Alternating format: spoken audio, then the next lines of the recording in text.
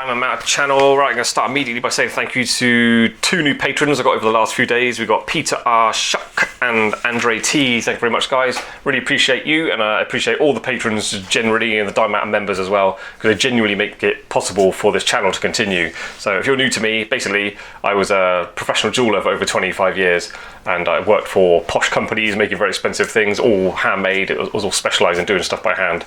So since leaving London, now I live in Japan, and I'm keeping my skills alive by putting them to good use and basically sharing everything I know. That's what this channel's about. So yeah, welcome. Click like and subscribe if you're into that kind of thing. Right, I've got this fine chain. When I say fine, it's like the thinnest chain I've ever seen. It's going to be difficult to repair it nicely, so I'll just show you the chain, and then I'll show you how I go about repairing it. And I'm not promising to do a good job. It's just so thin. You want to know how thin exactly? I'll tell ya. It is half a mil. 0.53 size links. So there's a ×10 magnification job. But they're proper nice machined links. They've got a nice sort of shape to them. They've got proper little... it's like a box chain, but they're like rounded. So... it seems quite well made. It's a nice chain, but it's just tiny. So, as you can see, the ends come off. There's a flat bit and a ring. Problem is, I can't just put them down side by side because that ring needs to sit on the end of that chain nicely to solder it up.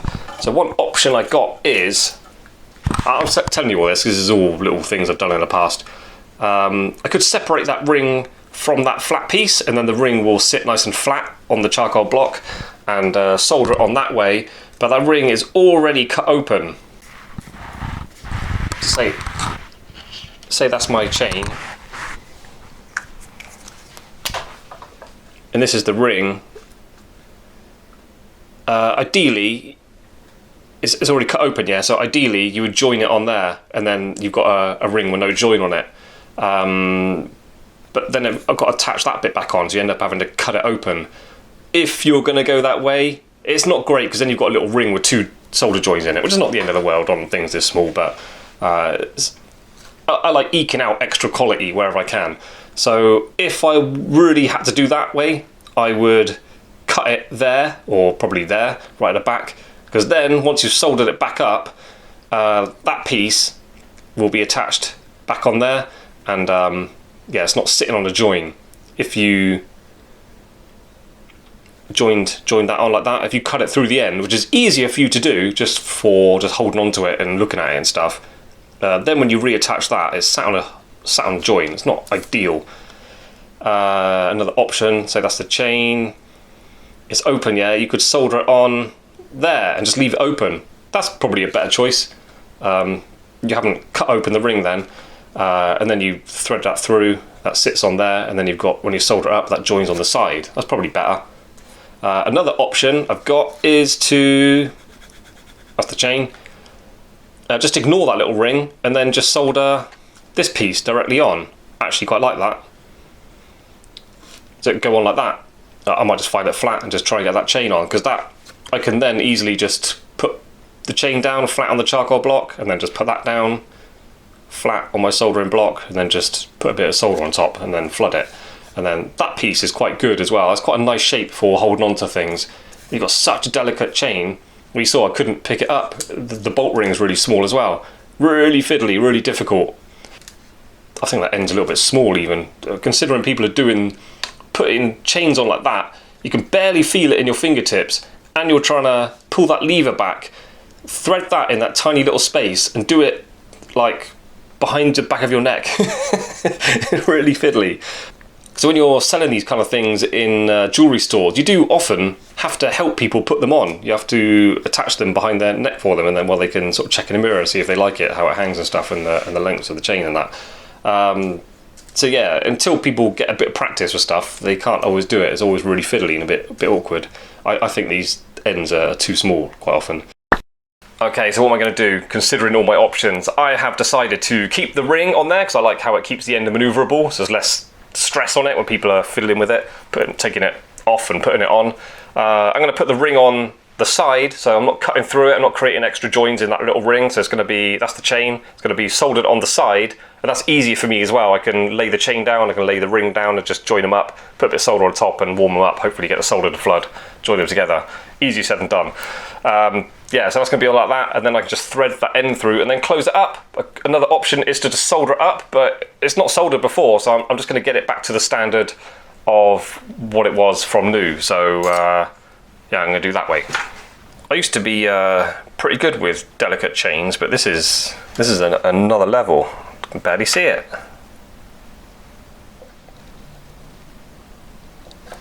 Just looking at it, it actually might not be open.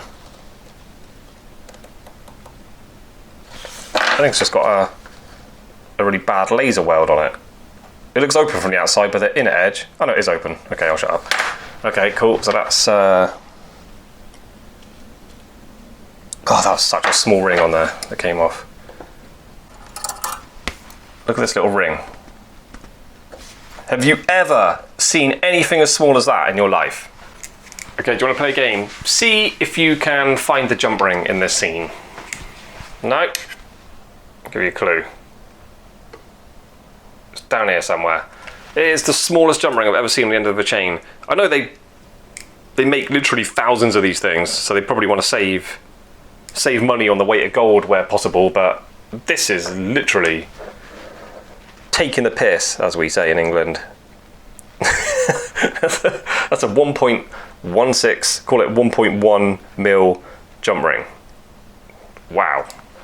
Okay, so let me grab this one. Joins there. I'm just gonna put a bit of a flat where I want it to solder onto the chain.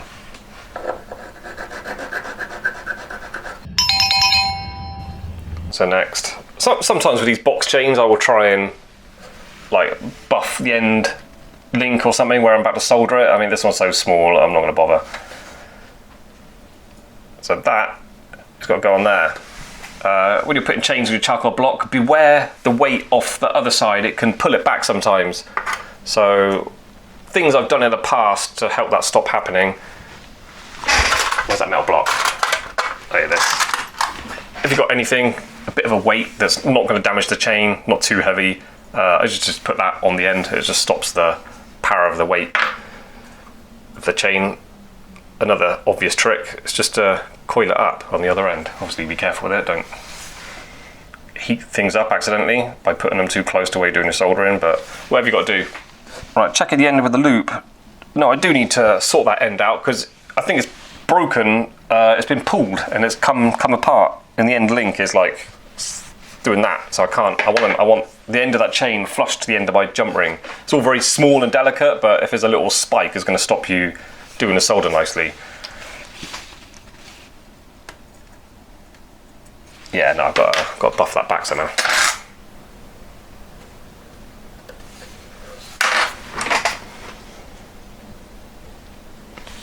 I'm just going to try and...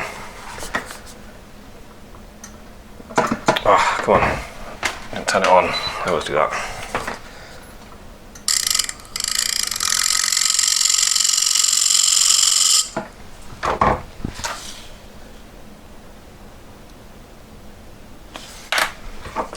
If the links are a bit bigger, I try and pick that little broken bit out.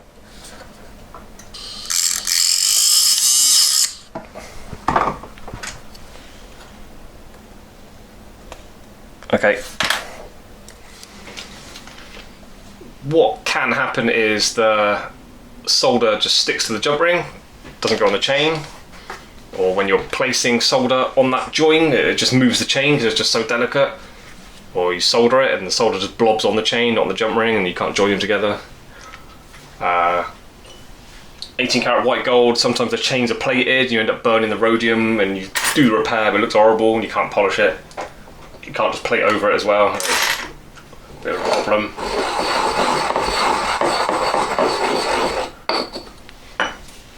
Platinum's probably the most friendly metal for doing this kind of delicate repair, but I don't often see, well, I haven't anyway, I haven't seen really fine platinum chains that often.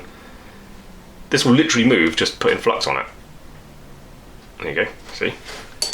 Anyway, I'm going to get it fluxy and then I'll just position it again. This is 100% easy solder job.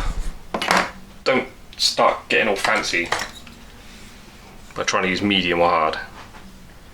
Easy solder. If you're working on a 9-carat chain, you can use 18-carat solder. No one's going to complain about that. It's not going to affect any assay or anything. So we've used 18-carat solder on 9-carat loads of times, or anything less, 14 or 10 or whatever you got. It is often possible. You can repair things. You can repair things quite often better than they were from new. It happens a lot with polishing. You can polish things better than when the customer initially bought it. But yeah, things like this, my attitude is just get it done. Make it strong and wearable again. So I'm thinking of saying all this because I'm going to put a bit of solder on there and there might be a blob of solder on the end. That doesn't really concern me, just want it repaired. Oh, this is difficult.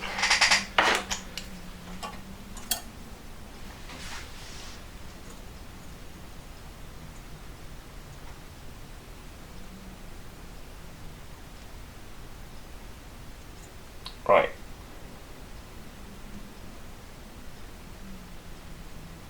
No, lost it.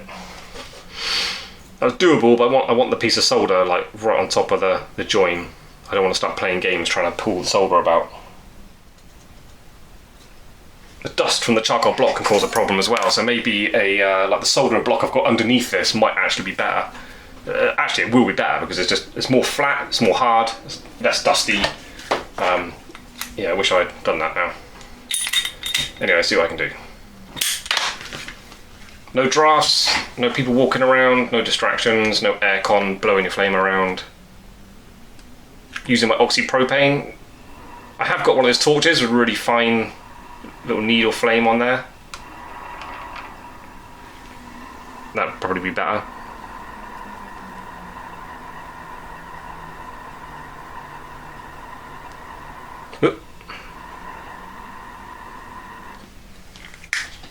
I think I did it. There you go, that's actually quite a good repair. So there you go, that's kind of ideal really. The first attempt, get a bit of solder to join the ring and the chain together. So obviously double check it afterwards. Yeah, the solder, I mean it's a good repair, but the solder has flooded into the chain 2 links. So it's a little bit stiff into the chain, but like I said before, repairing it, I'm not trying to get it back to as new standard, getting it wearable again, but that's a good repair. Try and open it without putting pressure on that join. Just with my fingernails. There you go, that's done. I won't bother showing you polishing it, but basically I just gently use a bristle brush, black bristle brush, and probably wouldn't even, not pulling on the join, not pulling the chain, it's a very delicate chain, just on my fingertip, I'll just let the bristles sort of touch my fingertip and then just brightly shine it up and then rouge it. After it's been the acid, I think it'll clean up quite easily. Okay, so we successfully repaired the world's thinnest chain. Only joking, you can see it. Here, you can see it just. So anyway, that's done. Yeah, if you found the video helpful, insightful, enjoyable, whatever, if you wouldn't mind clicking like and subscribe, helps channel grow and all that. Take it a step further, you become a Diamond Mount member, look for a join button. Shout out to all the Diamond Mount members. I do see you, I see your names every time I log into my YouTube account, so I do really appreciate you guys as well. You're not going unnoticed for your contributions. If you'll take a step further though, you can become a Diamond Mount patron. It's patron.com/Diamond Mounter, link in description, and yeah, follow that link and you can sign up to become a patron. And it's not like a membership where you're locked in for 12 months, 18 months and all that. You can come and go, people all the time, they just make one contribution sometimes and they leave again. It's absolutely fine. I appreciate everyone for their contributions. So yeah, that's it. Hopefully, if you don't want to help me out, thank you for watching, especially to the end, and hopefully you join me again on the next upload. So see you then. Bye bye.